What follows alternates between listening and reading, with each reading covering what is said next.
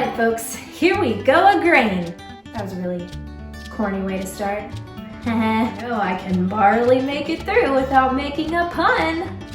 Rye all the puns, Miss Hogan. You know you like them. Alright, that ought to be good enough. Let's get started.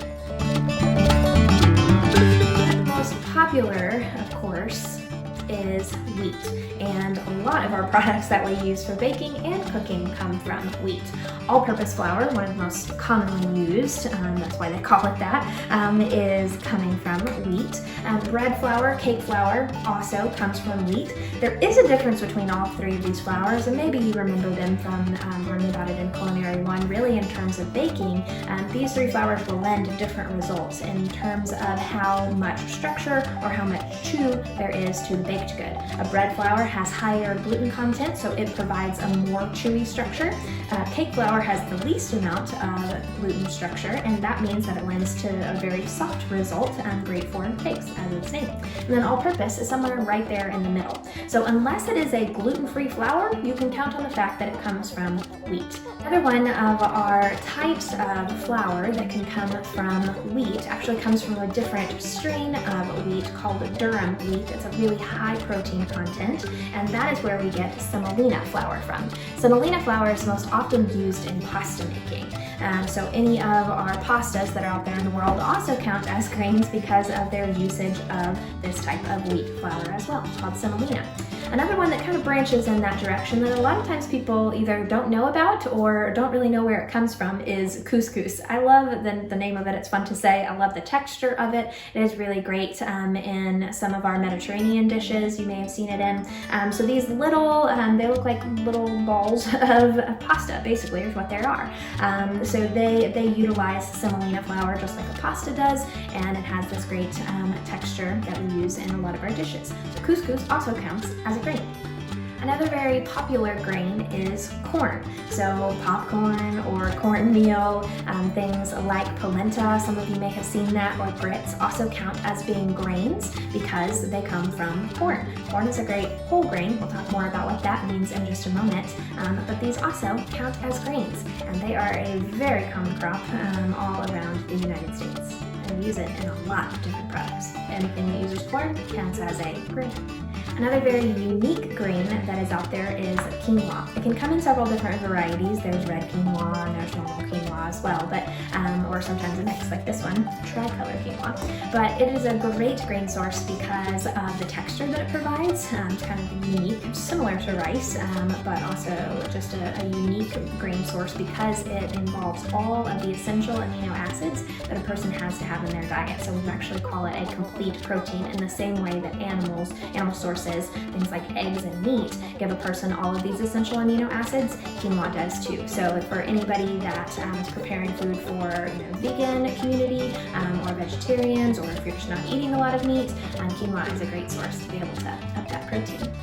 Another very popular grain out there is, of course, rice, and there are so many different varieties of rice. There's white rice, there's brown rice, there's wild rice, there's medium grain rice, short grain rice, long grain rice. There's all sorts of different names that you'll see: arborio rice, sushi rice, basmati rice.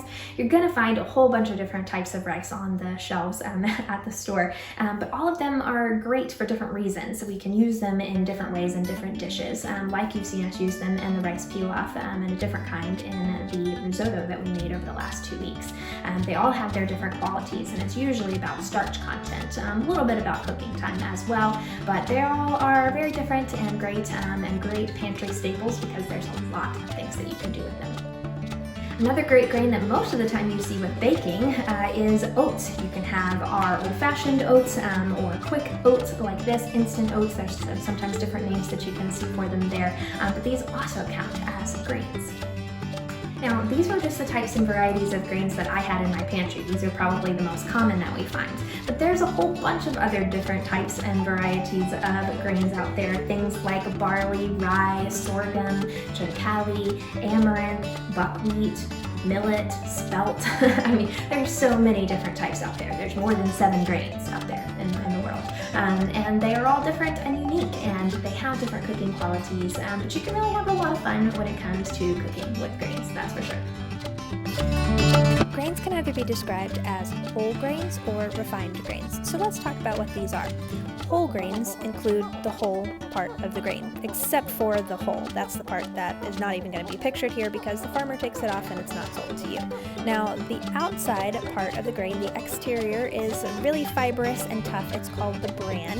It has lots of fiber, it has vitamins and minerals. That's why they make great bran cereals with them. Then there is the germ that involves good fats and vitamins and minerals as well. That's the part that actually sprouts a new seed. And then there's the endosperm. That's the starchy interior part of a grain. This is most similar to a wheat grain, but most grains do look something like this. Now, a refined grain takes away two of the parts of the grain, the bran and the germ, so that's no longer there. It's just the endosperm, just the starchy part. Now, understanding this, which do you feel like is going to be healthier for you and more recommended? Of course, the whole grain. It involves more vitamins, minerals, good fats, something that the refined grain has lost. That is why it's nutritionally recommended that at least half of the grains that you eat on a day-to-day basis should be whole rather than refined. To come, we'll spend more time preparing some of these other grains, but for right now we're going to spend just a little bit more time talking about rice, because rice is one of those things that's great to have in your pantry. You can do a lot of different things with it and add in a lot of creative twists. So spending a little bit more time there on rice, I wanted to speak a little bit about more of the cooking methods that we can use when preparing rice. There's 4 basic ways that we can prepare rice. There's the boiling method, which is probably the most common. There's the steaming method, there's the risotto method, and the pilaf method. The boiling method is relatively simple. Now, it can be done wrong. I've known many a student to accidentally scorch the bottom of a pan by overboiling their rice, which is possible. But generally, it is a pretty easy process. Let's talk about what you need, okay? In order to boil rice, you will need a saucepan with a tight-fitting lid. It's important to have a tight-fitting lid so that you prevent the air humidity, right, from increasing the gumminess or mushiness of the rice. Now, mushiness can also be caused by just overcooking your rice, which is possible as well if you don't measure correctly. Rice is truly all about ratio, particularly when you're using the boiling method, but really most of our methods will involve having the right liquid to rice ratio in order to ensure that the liquid evaporates away, cooks away at the same time, at the same rate that it takes your rice to cook. That's the most important ratio and piece of learning that really needs to happen in order to make sure that your rice is successful.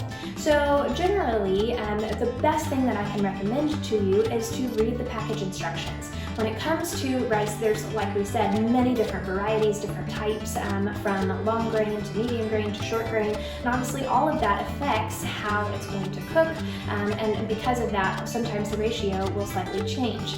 So the best thing that I can tell you to start with is use the package instructions to be able to help guide you as to where to start. Generally, the most easy type of ratio that we can, say for across the board, is approximately 1 cup of rice, dry uncooked rice, to 2 cups of liquid. It will make you 3 cups of uncooked rice. So it's 1, 2, 3 method, easy way to remember it as well. So if you need 6 cups of rice at the end, you can work backwards to determining how much you should start with.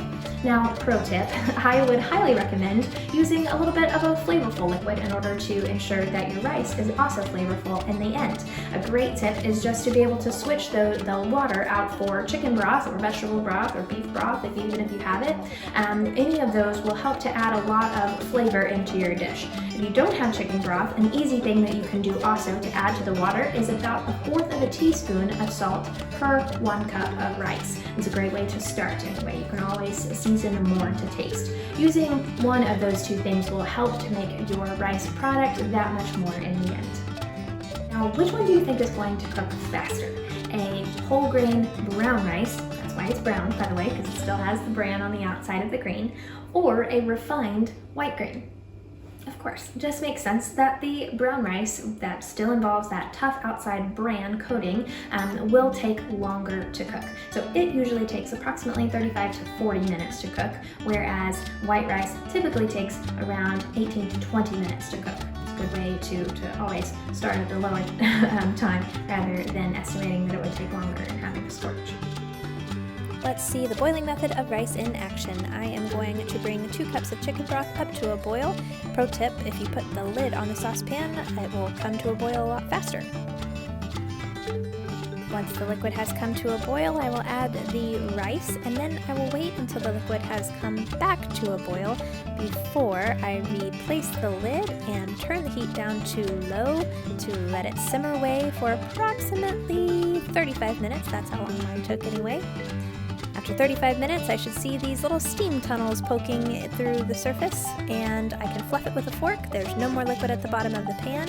So with that, I will turn off the heat and remove it completely from the heat, place a lid back on, and let it continue to steam for approximately 10 more minutes before I serve.